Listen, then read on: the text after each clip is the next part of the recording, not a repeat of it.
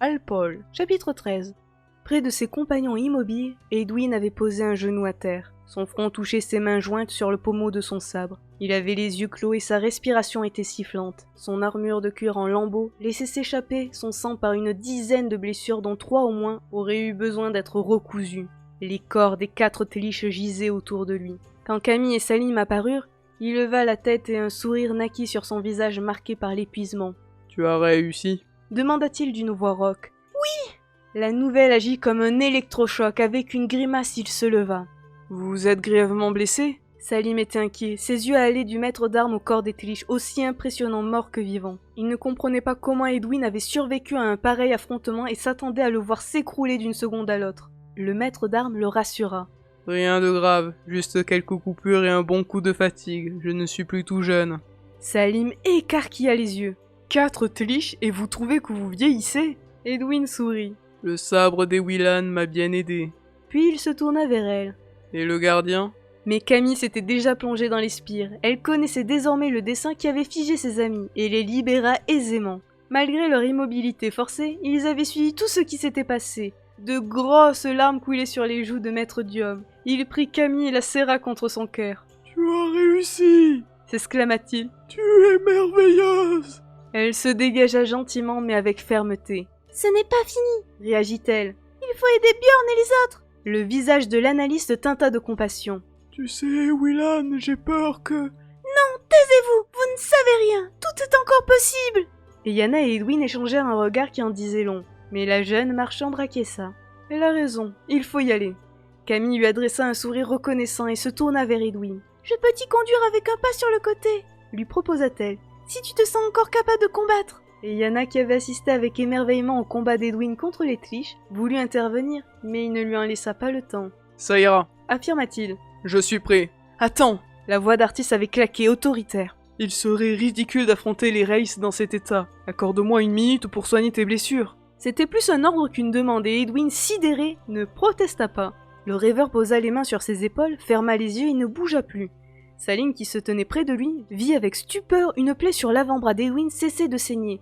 Ses bords se rapprochèrent et il n'y eut plus qu'une cicatrice, encore enflée, mais saine d'aspect. D'autres estafilades se suturèrent de la même façon et Artis recula d'un pas. « Voilà, j'ai fini. Ce n'est pas du grand art, mais ça devrait tenir le coup si tu n'exagères pas. » Edwin fit jouer son bras avec étonnement, mais déjà Camille lui saisissait la main. « Tu ne peux pas m'emporter aussi ?» insista Yana. « Non, je ne saurais expliquer pourquoi, mais j'en suis incapable. »« Ça ne fait rien, nous vous suivons. » Camille et Edwin disparurent, les autres se regardèrent en souriant. « Cette petite est phénoménale !» déclara Maître Diom. « Vous rendez-vous compte de ce qu'elle a réalisé ?» « Vous croyez que les figés vont réussir à libérer les spires ?» demanda Artis. « Ce ne sont plus les figés !» corrigea l'analyste. « Mais les sentinelles ! Et la voie est ouverte. Le verrou a sauté et je l'ai senti dans mon corps comme si je rajeunissais de 10 ans. Je peux enfin dessiner et crois-moi, c'est une impression merveilleuse. » « Et si les Telish fermaient à nouveau l'imagination ?»« Impossible. Nous savons que les guerriers lézards n'étaient plus très nombreux. Et Edwin, depuis le début de cette aventure, en a éliminé 6. Les survivants n'auront plus jamais le pouvoir de bloquer les spires. » Et Yana contempla les corps monstrueux étendus sur le sol. « Lui aussi est phénoménal, » murmura-t-elle. « Je n'ai jamais rencontré quelqu'un qui lui arrive à la cheville. »« Allons-y, » poursuivit-elle. « J'ai peur qu'il n'y ait plus d'espoir pour nos amis. Mais Willan a raison. Nous devons croire à l'impossible tant que nous le pouvons. » Camille et Edwin se matérialisèrent dans la partie haute de la galerie. Aussitôt, le maître d'armes se plaça devant elle, se mit en garde. C'était inutile. Il n'y avait plus d'ennemis à combattre. L'entrée du boyau était encombrée par un amas de corps Wraiths. Mais il n'y avait pas trace de Björn et de ses compagnons. Du dehors montait une affreuse puanteur qui tira une grimace à Camille. « Que s'est-il passé ?» souffla-t-elle. Edwin lui fit signe de se taire et s'avança sur le qui-vive. Elle le suivit sans bruit et découvrit alors une hallucinante scène de carnage. Une bonne 50aine de guerriers Wraiths gisaient au sol. Leur corps semblait avoir été carbonisé. Certains fumaient encore, quelques flammes s'éteignaient lentement dans les herbes et les buissons.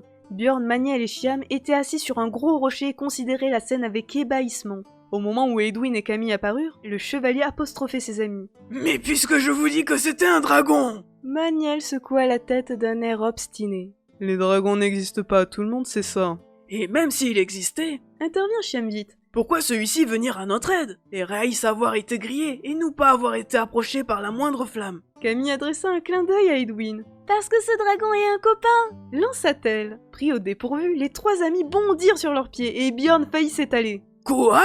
s'exclama-t-il. « Qu'est-ce que tu dis ?» Puis il prit réellement conscience de leur présence et courut vers eux, suivi par Chiam et Maniel. « Mon sang, Camille !» bafouilla-t-il. « Si tu es ici, c'est que... » « C'est fait !» révéla-t-elle en souriant largement. « Les sentinelles sont libres, les spires vont s'ouvrir !» « Et les autres ?» « Ils arrivent !» Bjorn poussa un hurlement de joie et bondit dans les bras de Maniel. Les deux géants se mirent à valser en se donnant dans le dos des claques à assommer un bœuf. Ils criaient et chantaient à la fois tandis que Chiam sur le rocher riait à gorge déployée. Camille sentit un poids énorme quitter ses épaules.